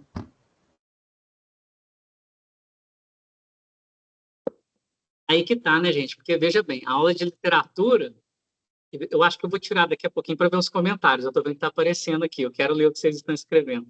Mas a aula de literatura, pessoal, é mais ou menos chupar a laranja. O aluno deveria chupar a laranja. Eu ficar falando na aula que a laranja se aperta assim, ela tem um gostinho interessante, a laranja. Se você não chupar a laranja, eu vou ficar falando de como chupa a laranja, o gosto da laranja. Você saberia o gosto da laranja se você não chupasse a laranja? Você saberia o que é ler se você não ler? Então, eu acho que o aluno precisa chupar a laranja. O aluno precisa ler, ó, a minha metáfora, o aluno tem que ler para saber o que é leitura. Senão vou ficar falando, ali é legal, esse trecho fala disso, Machado de Assis fala daquilo outro, mas o aluno não leu, ele não viveu a leitura. Não aconteceu. Eu estou falando de uma viagem que o aluno nunca fez. Ele tem que fazer essa viagem para fazer sentido. Então, o aluno tem que ler. Mas o aluno não quer ler. Professor, O aluno tem que ler, mas não quer ler. é, Quem resolve esse problema? Pode falar. boa noite a todos. Eu tive a experiência com a literatura, essa questão de ter obrigatoriedade de ler, né, a partir da quinta série, que hoje seria aí o sexto ano. Então, os professores faziam rodadas de leitura. Eram 4 turmas, cada turma tinha um livro específico para ler, e em um determinado tempo havia uma avaliação desse livro. Finalizado o período ali, né, 3 meses, por exemplo, a gente fazia a troca do livro com a sala vizinha, que tinha um livro diferente, e aí tinha a mesma coisa, mais uma avaliação. Então, ao final do ano, né, a gente tinha ali comprado um livro e lido 4, e feito 4 avaliações. Isso aconteceu de quinta até a 8ª série. O que eu, né, me lembro, assim, é de que alguns colegas só leram durante o ano, durante a vida escolar ali, né, nesse período, aquilo que foi colocado como obrigatório. Foi a única leitura que eles fizeram. Assim como alguns colegas desenvolveram o hábito da leitura depois dessa troca. Então, acho complexo assim, a ideia de obrigar, né? Eu não gosto muito de trabalhar com obrigatoriedade, mas às vezes pode ter um lado positivo. Até se pensar, por exemplo, que serão disponibilizados materiais para a aula, né, assim como já foram disponibilizados nas matérias anteriores, que a gente fez junto, inclusive, que eu vou ser obrigada a ler para poder me desenvolver, para poder adquirir o conhecimento. Então, não é algo facultativo, você não vai ter que me convencer a ler. Eu preciso ler aquilo ali, eu preciso ter aquele conhecimento que está naquele papel, eu preciso entender aquela história para poder dar sequência. Então, quando a gente fala de ensino, talvez seja uma posição, né, equivocada, mas eu não vejo como totalmente errado você colocar como obrigatoriedade a leitura de um livro para ter uma prova disso depois, né, para poder ter ali aferir o conhecimento, né, o que conseguiu entender. É claro que aí, lá na frente, a forma como que essa avaliação vai ser feita, ela pode ser muito mais atrativa do que um simples escrever, né? Você pode fazer uma roda de conversa, uma discussão, um teatro, várias formas, assim, mais lúdicas de trabalhar a história da literatura, a história daquele livro, enfim, do conto, mas dentro da minha experiência, eu não consigo ver como totalmente negativo fazer essa imposição. Qual que é o seu nome mesmo? Desculpa. Kênia. Kênia, isso, Kênia. Então, obrigado pelo seu comentário, é importante, tá, gente? Para os meus alunos, eu falava assim, gente, quando eu falava, é obrigado a ler, professor? Eu falava, olha, eu falava desse jeito, olha, você é obrigado a almoçar? Você é obrigado a tomar banho? Você é obrigado a dormir? Não, mas você dorme, você toma banho e você almoça. Ler é a mesma coisa, uma necessidade sua, é igual tomar banho, é igual almoçar, é igual dormir. Você tem que, é uma coisa do mundo. Você nasceu, você almoça, você toma banho, você dorme, ou seja, você cuida de você. E você lê também, faz parte, gente. Então, eu dava essa metáfora, essa comparação, que ler é tão importante quanto comer, se higienizar e se descansar. Então, eu tiro essa palavra obrigação. Não, você falar que é obrigado a ler, eu vou falar que você é obrigado a almoçar. Então, não almoce. Se você almoçar, o que acontece? Você enfraquece. Então, se você não lê, você enfraquece também. Não pensa mal, vive mal, fica limitado, enxerga mal, não enxerga soluções, não sabe lidar, né, com as coisas. Porque você nasceu, você tem um conjunto de necessidades. Ler é uma delas, igual almoçar. Então, na minha opinião, eu tiraria essa palavra obrigar, mas eu falo com o meu aluno, eu comparo. Professor, é obrigado a ler, então? Eu falo, não, você é obrigado a dormir todo dia? Você não dorme todo dia para você acordar melhor? Então, você tem que ler para você acordar melhor também, tá? Então, peço sim para o aluno ler um livro, eu peço, tá?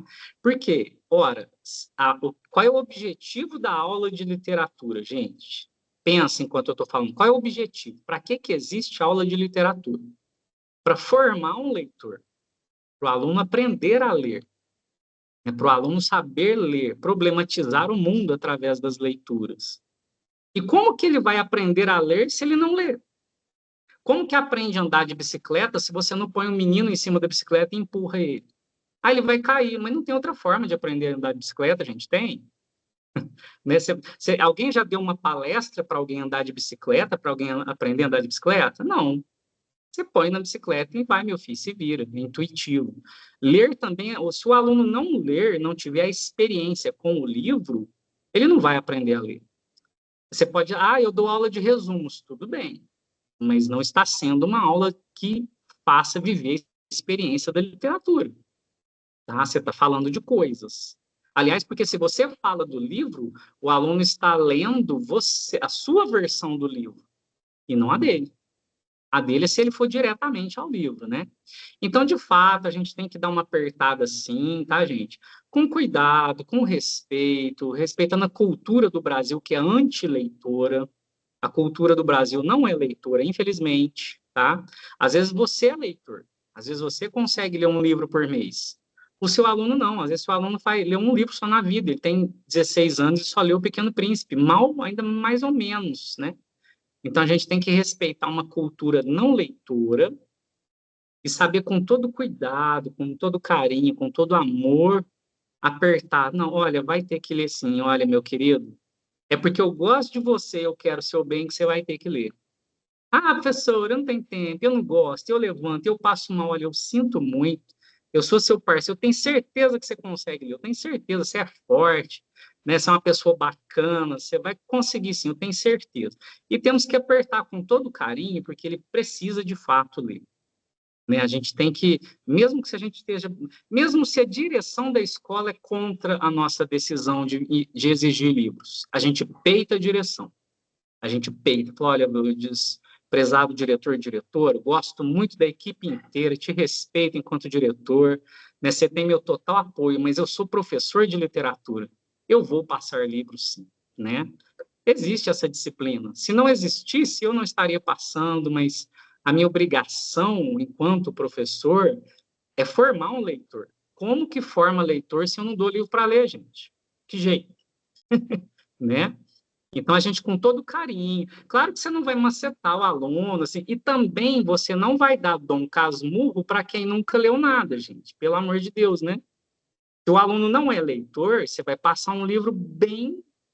Você começa com quadrinhos, você começa com um livro bem tranquilo, um livro de comédia, um livro fininho. Você não vai para Machado de Assis, que é altíssima literatura, tá? Porque aí a gente traumatiza ao invés de ajudar. Então, existem livros e livros. A gente pode até repetir o Pequeno Príncipe lá, por que não, lá no 3º ano do ensino médio. Gente, vocês vão ler esse livro, vocês vão ler numa sentada, mas lê bem feito. Vamos ver essa experiência, repensar, passe ajuda, né? E, às vezes, naquilo, você vai escutar coisas bacanas, do tipo, nossa, obrigado, professor, não sabia que ia ser tão bom assim, né? E etc. Outro, olha lá, um outro nó que a gente tem que lidar. O certo professor aí indicou Paulo Coelho na aula de literatura. Isso é adequado ou inadequado? E aí, gente? Aquelas pessoas que estão vendo eu falar, algumas delas vamos dizer assim, vivenciadas em aula de literatura, vão entender que Paulo Coelho é uma polêmica, porque há professores mais de outra formação que não o consideram no rol dos clássicos. E o aluno gosta. Aí o aluno lê e o professor critica. Não, Paulo Coelho não. Você vai ler Mário de Andrade, você vai ler Cecília Meirelles, Paulo Coelho você não vai ler, não. Alguém quer dizer alguma coisa sobre isso, gente? Antes de eu dizer algumas outras coisas? Por que que ele não é considerado clássico, professor? Pois é, uma boa pergunta, né? Porque quem perguntou como você se chama? É Patrícia? Patrícia, é uma pergunta interessantíssima, porque, veja bem, quem decide que livro é um clássico? Gente, quem decide? É o presidente da Academia Brasileira de Letras? Não. É o presidente da República? Não. É o professor de literatura? Não. É o Júlio? Não. Quem decide que livro será um clássico? A história, a sociedade, o fenômeno, entendeu? Um livro se torna imortal, eu não acabei, porque ele se torna imortal. Ele é tão bom, que ele não morre e o povo começa a ler, e ninguém consegue fazer esse livro parar. O livro Curtício, a Luiz de Azevedo, o Curtício, é um livro que eu gosto muito. É um livro que foi proibido na década de 70. Ele era proibido em escolas. Eu dou risada dessa proibição, entendeu? Porque qualquer proibição de um clássico é uma decisão pífia, é uma decisão ridícula e risível, porque eles não conseguem reter esse livro. Agora parece que tem uma deputada que está fazendo um projeto de lei para retirar Meninos de Areia, se não me engano, Jorge Amado de uma escola. Eu dou risada disso, porque mesmo se passar, ninguém consegue matar algo imortal. A própria palavra diz, é imortal. Imortal não morre. Entendeu, gente? São tentativas de... Isso a gente viveu, não é a primeira vez que o que essa deputada está fazendo. É uma coisa que, desde que o mundo é mundo, existe tentativa de matar o que não se mata, o livro imortal. Não mata. O poder do livro é tão forte que, se um certo governo proíbe e retira das escolas e põe fogo, se quiser, pode até pôr fogo na praça, esse livro sobrevive. De alguma forma. Então, o Curtiço que tentaram barrar na década de 70 não aconteceu nada, e ele está aí até hoje. Né? Tem outros tantos exemplos que a gente pode dar. Né? E Paulo Coelho parece que tem um caminho para ir ao clássico. Tem professor de literatura que não gosta do que eu estou dizendo agora, tá, gente? Mas para mim, para Júlio, um livro que já tem um potencial de sedução nacional e internacional já tende a estar imortalizado, né? Então, eu acho que a pergunta é diferente. Eu já tive alunas que queriam ler Paulo Coelho na minha aula de literatura, eu falava assim, olha, o objetivo da minha aula é formar leitor. Se você lê Paulo Coelho, você se forma um leitor? Eu acredito que sim. Ela vai ler todas as páginas, ela vai pensar, né? Tudo bem que é um conteúdo, por vezes, pouco profundo, viu? Você que me perguntou agora há pouco, Patrícia. Por ter um conteúdo pouco profundo para alguns professores de literatura, eles consideram não clássico. Mas isso, para mim, não é critério. Para mim, um livro já tende a estar imortal, né? Então, é clássico. Aí eu falo, pode ler. Não, porque se o objetivo é formar leitor, você pode escolher quem você quiser. Aí, Júlio deixa... Eu indico um livro no primeiro bimestre, indicação do Júlio, no segundo bimestre. Geralmente é um clássico mais fácil, um clássico bacana, né, que você interessa. E no terceiro e quarto bimestre eu deixo o aluno escolher o que ele quiser. Olha, escolha um livro que tenha mais de 30, 40 páginas, pode ler, beleza, né? Porque a gente tem que valorizar, conforme a BNCC, a cultura e a história desse aluno. E se a cultura e história desse aluno é games, um livro, não sei o que, pode ler? Eu falo, olha, aí eu vou fazer a seguinte conta. Esse livro ajuda o aluno a se formar, mesmo que não esteja no hall dos clássicos? Ajuda, então pode ler, né? Não só Paulo Coelho, como outros tantos, tá? Outra perguntinha, trabalhar história em quadrinho ou séries. Ele quer trabalhar Stranger Things na aula de literatura. Isso é adequado ou inadequado? O que vocês acham, gente?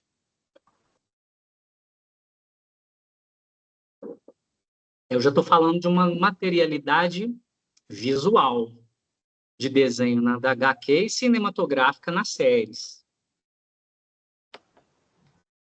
Aí depende do que você está trabalhando. Se você estiver trabalhando na aula de literatura, a detecção e reflexão de cenários, personagens, o tempo, o espaço, aquelas cadências, né? A situação inicial, a complicação, o clímax, a resolução e a situação final, eu posso tranquilamente usar uma série, não há problema. Eu pego Stranger Things, que eles gostam, e vejo ali, ó, tem personagens, tem lugares, né? Inclusive tem 2 universos. O que o universo faz? Quais são os personagens de um para o outro? Tem um clímax, aliás, tem a problematização, clímax, tal, né? O fim das séries é meio problemático, porque às vezes eles param no meio, né? E não faz outra temporada, e fica pendente o fim. Mas é possível sim, tá? Eu diria que a gente pode usar, contudo, não podemos ficar só na materialidade visual, porque é importante que o aluno tenha um contato com a linguagem escrita, né? É importante eu formar um leitor tanto na linguagem sincrética, que é a visual, quanto na linguagem escrita. É importante eu dar uma forçadinha com todo carinho e amor para que o aluno leia livros mesmo, no artefato livro, tá? Esse é o grande objetivo do ensino de literatura. A literatura deve contribuir para a formação de leitores, tá? Se eu dar Machado de Assis para um aluno que não lê e nunca lê um livro, eu estou contribuindo para a formação de um leitor ou eu estou traumatizando uma pessoa? E eu acredito que estamos traumatizando, de modo que eu não posso exigir um livro muito alto em termos de escrita para um leitor que não é acostumado, né?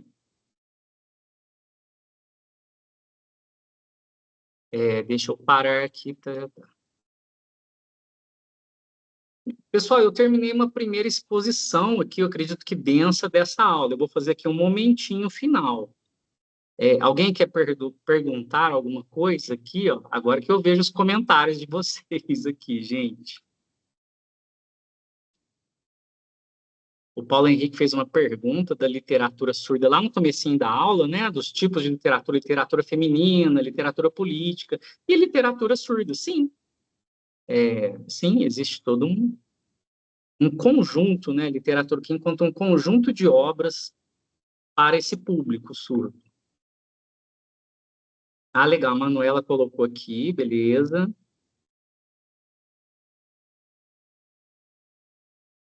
Ô, Lúcia, eu acredito que super breve, talvez agora, após essa aula, é uma questão de amanhã, depois de amanhã, eu acredito que ainda essa semana, tá? A leitura coletiva, é legal, vocês estão cheios de ideias aqui, tá? Biblioteca, obrigado, Fernando. O Fernando falou uma palavra aqui que para mim é sagrada, a biblioteca. Gente, Júlio, na minha escola não tem biblioteca. Cobra o diretor, infernize o diretor, fala que você é professor de língua portuguesa e literatura e você precisa de uma biblioteca. A gente precisa desse espaço, tá? Se não existe é porque ninguém cobra. Aí a gente precisa cobrar sempre, sim, precisa. Temos que ter um espaço diferente da sala de aula para ser convidativo ao aluno ler. Claro que isso aqui é uma questão política que eu estou falando, tá, gente? Inicialmente, política entre professor e diretor. Mas a gente precisa desse espaço. Porque se o aluno não lê em casa, você precisa de um espaço na escola para convidá-lo a ler, para ser atrativo. A biblioteca é esse lugar, tá? Atualmente eu não dou aula mais no ensino médio, mas quando dava, eu escolhia um dia da semana, que geralmente era sexta-feira, e falava assim, gente, é o dia da biblioteca. Professor, o que a gente faz? Você senta na cadeira, abre o livro e lê. E eu meio que ficava ali insistindo para o aluno ficar olhando para um livro por 40 minutos, né? Era mais tempo, mas eu sei que eles têm um limite de paciência, sim, mas se ele fica meia hora olhando para um livro, é lucro, é legal. É a gente que inicia essa experiência do ler. E a biblioteca é uma grande, vamos dizer assim, uma grande aliada. A escola que não tem biblioteca ou a escola que não deixa usar a biblioteca, nós temos um prejuízo muito grande na área de leitura. Aí o dia que o diretor for te cobrar resultado do Enem, de redação, você vai jogar na cara dele, olha, mas não tem biblioteca aqui. Escreve bem quem lê bem. Tá? Se o aluno não lê, se não tem espaço, se não tem biblioteca, não me cobre resultado do Enem. Tá? Então, a gente já sabe se defender, porque uma coisa está ligada à outra. O fenômeno da leitura produz o fenômeno da escrita. Ele vai escrever se ele tiver conteúdo, se ele leu coisas anteriores e ele tem uma informação, ele sabe argumentar depois para escrever, tá? Aluno vazio não escreve nada. Como que eu encho, então? A leitura, né? Tá. Ô, Nádia, não existe lista de presença, não, tá? Não temos. Pelo menos eu acredito que não. Não sei se os tutores querem me corrigir aí. Se tiver, pode passar. Eu acredito que não. Isso fica ligado depois. Kênia, é legal Paulo Coelho, eu acho que ele é muito bom, ele tem frases excelentes, tá? Não é à toa, ninguém se torna famoso por acaso, entendeu? Paulo Freire ele ultrapassou barreiras nacionais, ele já é nacionalmente famoso, conhecido, mesmo que não seja reconhecido como clássico, está na Academia Brasileira de Letras, e tem uma difusão internacional. Eu acho que é bom, sabe, assim, a gente valorizar quem ficou famoso, porque a gente aprende, de alguma forma, um livro se tornou imortal por alguma coisa. E só lendo que a gente descobre, né? O pouco que eu li do Paulo Coelho, eu gostei também. Eu acho interessante. Eu acho que essa coisa de falar que certo autor não é clássico é igual falaram para Emily Brontë lá, seu livro vai sumir, né? Hoje, Morro dos Ventos Vivantes está aí. Né? É um pouco de exagero. Obrigado, Fabrício. Está aqui que a lista de presença é salva automaticamente no Teams. Tá? Pessoal, podemos fazer uma pausinha de 5 minutos para mim pegar outro copo d'água e a gente vem aqui e faz um fechamento? Tudo bem? Tudo bem. No meu relógio é 21h35, 21h40 a gente volta aqui e finalizamos, tá bom? Então já voltamos rapidão, gente. Vamos lá se hidratar, tomar uma água.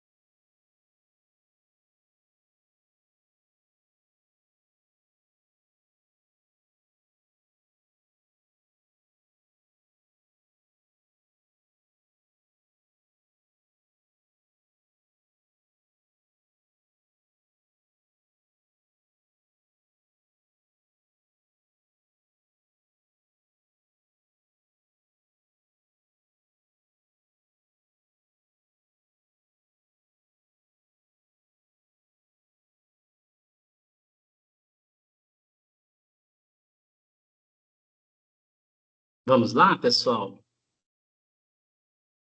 Vamos encaminhando para os finalmentes, né? Pessoal, eu vou fazer uma rápida análise crítico-literária para elucidar esses conceitos dos quais falei em algumas produções Disney, tá bom? É o que eu trabalho nesse livro aqui, eu já disse para vocês, né? É um livro que eu sou todo orgulhoso dele. Eu escrevi recentemente, estou lançando, está concorrendo ao Prêmio Jabuti, torçam para mim, mas nesse livro aqui, que se chama Ler Contos de Fadas e Superar a Disneyficação, eu faço algumas críticas, com todo respeito, às empresas Disney, tá? Que vou mostrar para vocês aqui. Veja bem. Nós temos aí na imagem, então, no slide, duas imagens. Está aparecendo o slide para vocês, gente? Parece? Tá, pequenininho. Ok, tudo bem. Não se preocupe com os escritos, não, tá? Existe, por exemplo, alguns escritores que usam da realidade, eles escrevem os seus contos com algumas intenções. Eu vou usar a palavra intenção. Então, a gente tem uma primeira imagem, uma versão da Pequena Sereia, desculpa o spoiler, da qual ela não casa com o príncipe ao final. Ela não casa. Ah, Júlia, isso é uma história ruim? Não, isso é uma história maravilhosa. Sabe por que que ela não casa com o príncipe ao final? Porque ela descobre que ela não amava o príncipe. Ela era apaixonada pelo príncipe, ela era seduzida por ele, era outro sentimento, mas não era um amor. Então, é uma experiência de autoconhecimento muito nobre, muito madura, muito evoluída. A história original, a história do Christian Andersen, A Pequena Sereia. Quando você olha para essa história, você entende que ela tinha um apego por alguém que ela nunca conversou. Você pode amar alguém que você nunca conversou, gente? O amor é um conceito um pouco que recíproco, né? Eu não sei qual vertente filosófica você define o amor. Mas seja qual for a vertente filosófica que você definir o amor, não dá para amar alguém que você nunca conviveu, nunca conversou, nunca, né? Não dá, não tem contato. Você vai amar alguém que você não tem contato, e amar é uma expressão, é um sentimento muito forte. Você pode admirar alguém que você não tenha contato, você pode respeitar alguém que você não tenha contato, você pode ser fã de alguém que você não tenha contato. Por exemplo, um cantor que você gosta, você pode ser fã, você pode admirar, você pode respeitar, mas você não pode amar. Então, a Pequena Sereia, Ariel achava que amava. De repente, ela descobre que era só apego. E qual é um dos indicativos que você não ama alguém? Que essa relação não faz bem, né? Ela só sentia dor, ela abandonou a vida dela. Meu, você não abandona a vida por alguém. Você constrói a vida com alguém. Se ela amasse, ela ia construir a vida com o príncipe. Não, ela abandonou a vida dela pelo príncipe. Então, ela se reduziu, ela se inferiorizou para ficar com o príncipe. Vendeu as pernas, ou seja, vendeu a sua essência, vendeu a voz, ou seja, vendeu a sua existência, né? Vendeu a sua cultura e a sua história, parou de cantar no coral, ficava chorando dentro do quarto. Isso nunca é amor, tá? Porque aí ela descobriu que isso, na verdade, era uma posse, era um sentimento de posse. Então, quando ela deixa o príncipe embora, ela cresce, ela evolui, ela flutua, ela vira espuma. Ou seja, a história da Pequena Sereia, eu conto no meu livro, é a história do desapego. E como é difícil se desapegar, né, gente? Vem lá a Disney, inventa que eles vão casar no fim. Ou seja, muda tudo. Muda tudo, é uma outra história. É o que a gente chama de Disneyficação. A Disney, pelo ponto de vista crítico, do qual eu compactuo, ela empobrece as histórias. Tá? Ela tira aquilo que era mais precioso. O que era precioso? Era trabalhar o desapego, que é uma coisa difícil. Gente, tem gente que fica pegado com uma pessoa por 30 anos da vida, 40, 50, né? Então, essa história ajuda a criança ou o adulto a trabalhar em si os possíveis desapegos para ele ser uma pessoa melhor.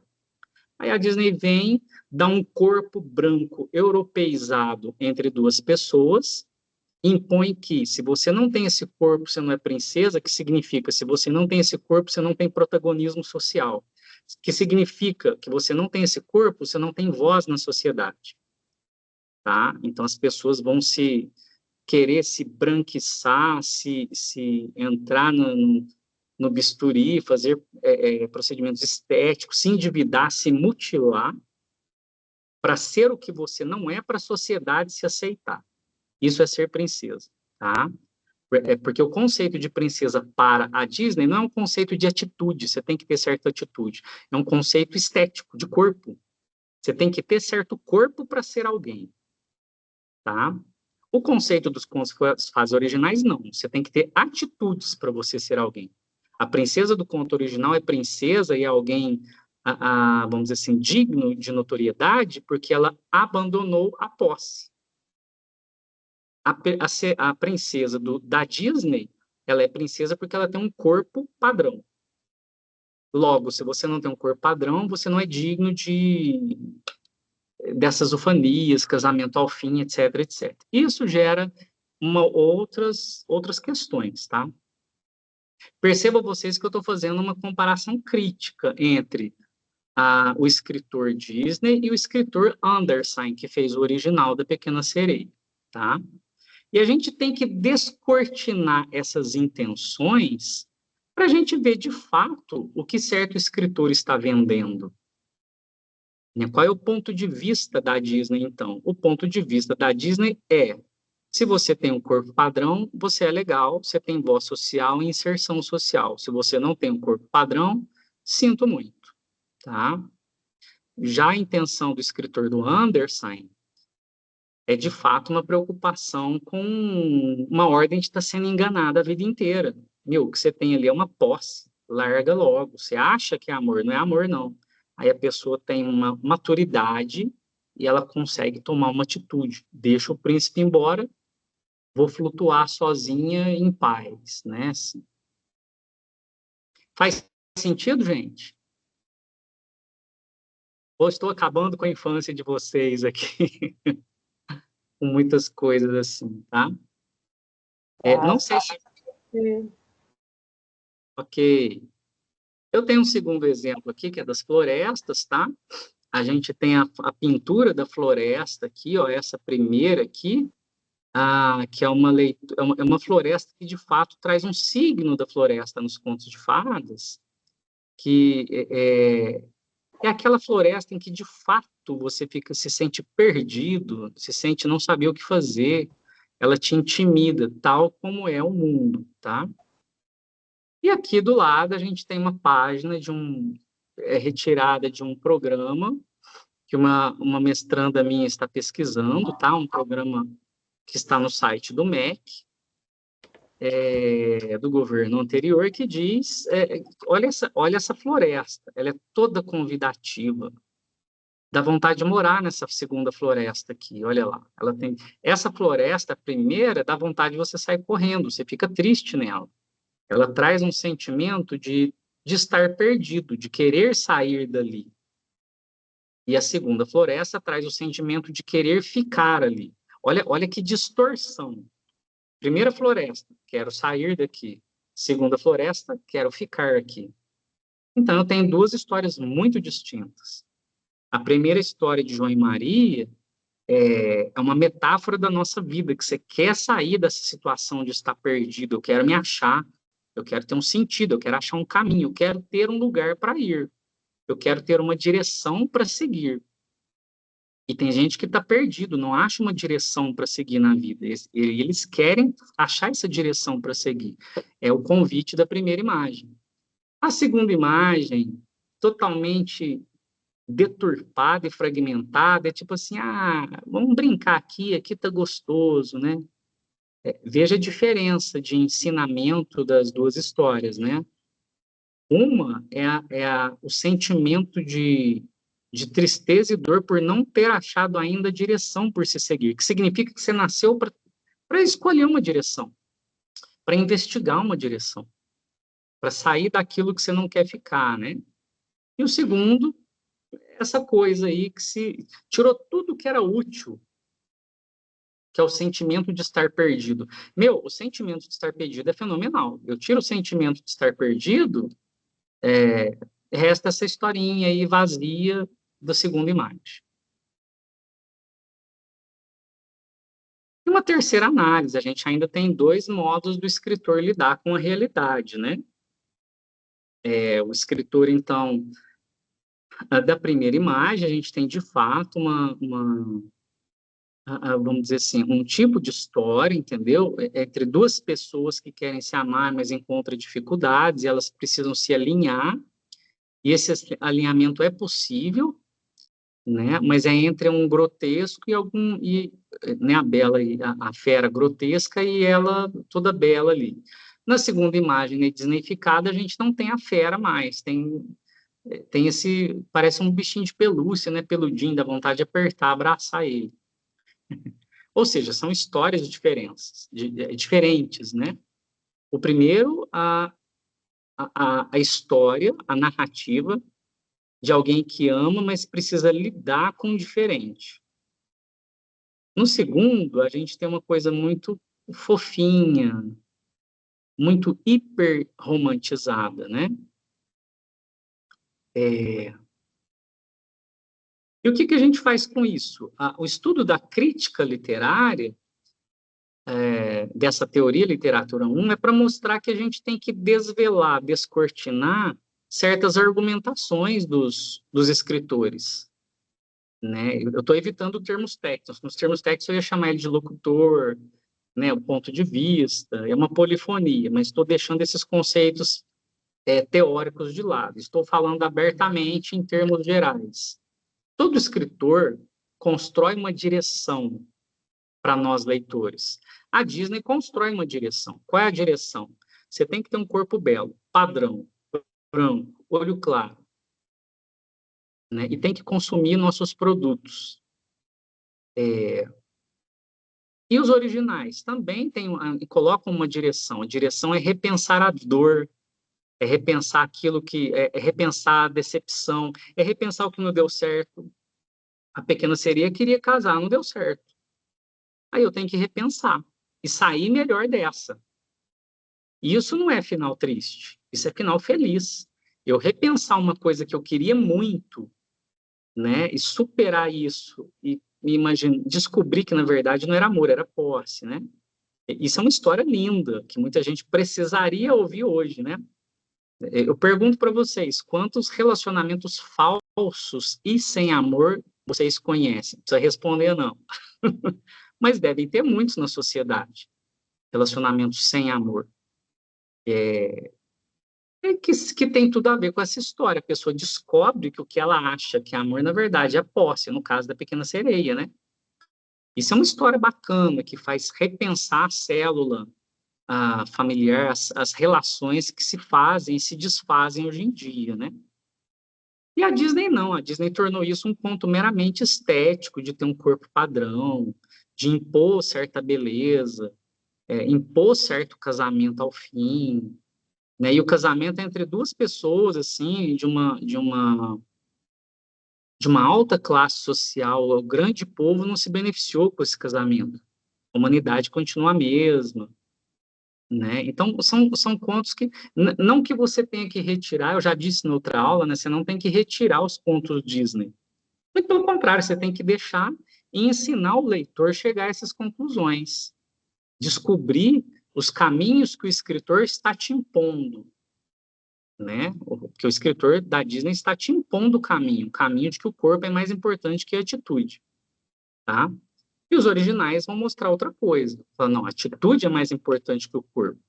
Disney, corpo é mais importante que a atitude. Original, atitude é mais importante que o corpo, né? Então, são leituras que nos levam a assistir uma animação e fazer essa crítica, né?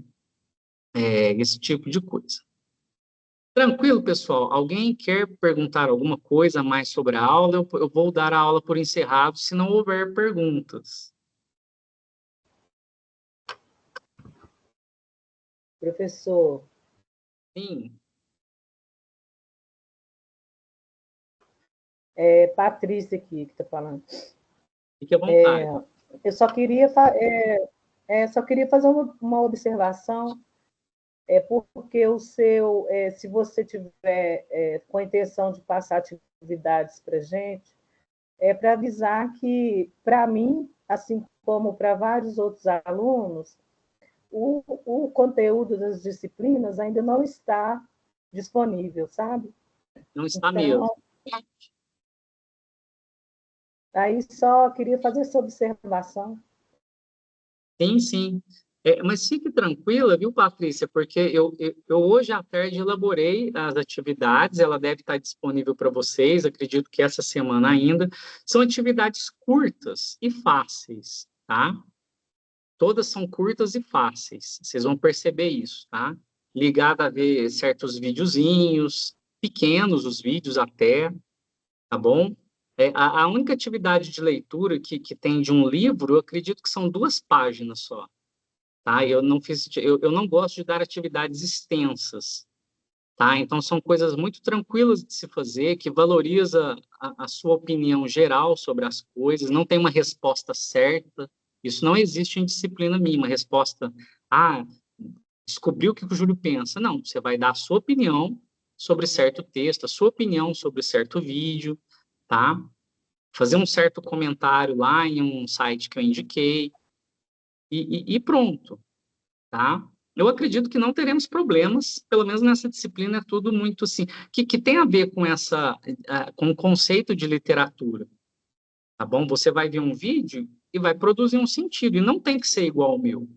O Júlio é um leitor, você, Patrícia, é outra leitora. Você pode ver uma coisa diferente, tá? O que a gente tem que ter enquanto chave de correção?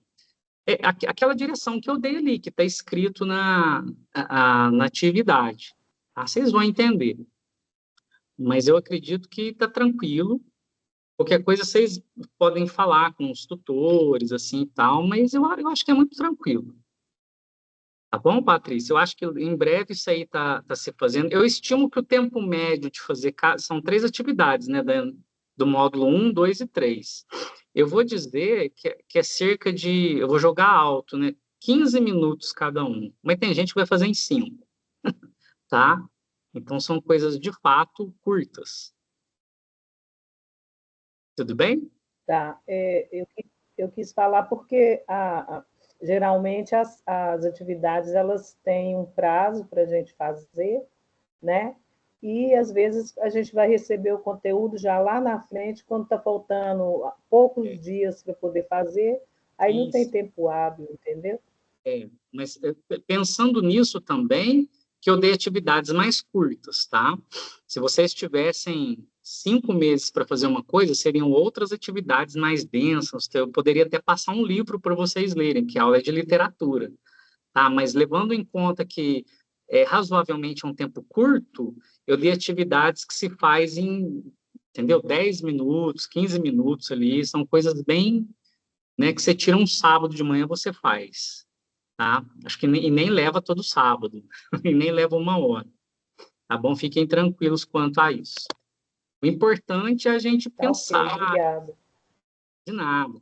O importante dessa aula, pessoal, é a gente pensar a importância do ler, da formação de um leitor, de ajudar uma pessoa a ler, sem jogar em cima dela Machado de Assis, que é um cara muito bom, mas é um cara muito bom e denso que as pessoas, às vezes, não estão preparadas para lê-lo, sobretudo estudantes que não têm hábito de leitura, né? Então, a gente pensa em estratégias, a gente pensa em 1000 coisas. E, às vezes, pessoal, um aluno que leu, ele não é acostumado a ler, não tem hábito de leitura. Você dá um livro de 100 páginas para ele leu 10. Meu, isso é uma evolução, isso é sucesso. Ele não lia nada, ele leu 10 páginas. E ele falou, professor, não dei conta, não, desisti. Quantas páginas você leu, meu querido? Eu li 10. Tá bom, parabéns. Para quem não tem para quem tem um hábito de leitura zero, ler 10 páginas, é sucesso. Tomara que no próximo bimestre ele leia 20, né? Então, a gente não pode exigir uma evolução de 0 a 100 em 2 meses, para quem nunca leu, ou não tem hábito de ler, né? a gente leva em conta essa gradualidade, né? Essa cadência. Tudo bem, meus queridos? Eu agradeço a presença de vocês, desejo uma excelente continuidade de curso, parabéns por estarem cursando esse curso maravilhoso que é Letras, tomara que a sociedade descubra a importância do ato de ler, e eu tenho certeza que vocês vão ajudar o mundo a fazer essa descoberta. Tá bom? Enorme abraço para vocês, gente. Um abraço, boa noite. Tchau, boa noite, pessoal. Francisco, é você que está gravando, né? Acho que você pode interromper a gravação aqui. Sim, interrompendo o momento aqui. Tranquilo.